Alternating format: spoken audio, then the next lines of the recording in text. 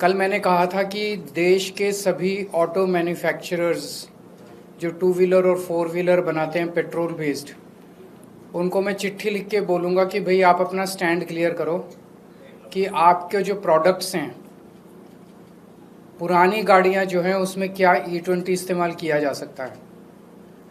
तो आज मैं 29 ऑटो मैन्युफैक्चरर्स को चिट्ठी लिख रहा हूँ। चिट्ठियाँ बन गई हैं, बस जब ये पीसी चल रही है तो वो जा रही हैं सबको चिट्ठियाँ। 29 में से 3 लोगों को अलग चिट्ठी लिखी है और बाकी 26 को अलग लिखी है। 3 वो लोग हैं, मारुति, टोयोटा किर्लोस्कर और हीरो, जिन्होंने 4 जुलाई को सरकारी प्रेस कॉन्फ्रेंस में कहा था कि पुरानी गाड़ियों में अगर E20 इस्तेमाल किया जाए तो सेफ है। थोड़ी सी माइलेज गिरती है 3-4-5%, लेकिन कोई नुकसान नहीं होता गाड़ी को।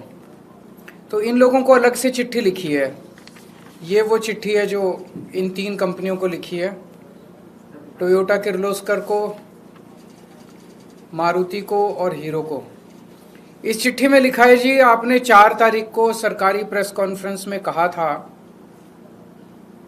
कि पुरानी गाड़ियों में E20 का इस्तेमाल किया जा सकता है। थोड़ी सी माइलेज कम होती है 4-5%, लेकिन नुकसान नहीं होता गाड़ी को। लेकिन आपका ओनर्स मैनुअल कहता है कि किसी भी हालत में 2023 के पुरानी गाड़ियों में 10% से ज़्यादा इथेनॉल ब्लेंडेड पेट्रोल इस्तेमाल नहीं होना चाहिए। तो ये दोनों पोजीशंस में आपके कंट्राडिक्शन है।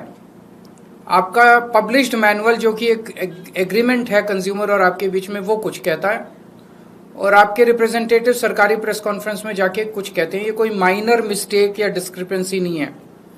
तो आपकी एक्चुअल पोजीशन क्या है, आप रिटर्न में पब्लिक करिए। इस चिट्ठी लिखने के 1 हफ्ते में आप क्लियर जवाब दीजिए कि क्या पुरानी गाड़ियों में E20 पेट्रोल इस्तेमाल किया जा सकता है, क्या उसकी वजह से केवल 4-5% ही माइलेज कम होती है और क्या उसकी वजह से कोई नुकसान नहीं होता। अगर ऐसा है तो उनसे 2 प्रश्न पूछे हैं कि अगर किसी की 5% से 10% से ज़्यादा माइलेज लॉस हुआ तो क्या आप उस कंज्यूमर को कॉम्पेंसेट करेंगे।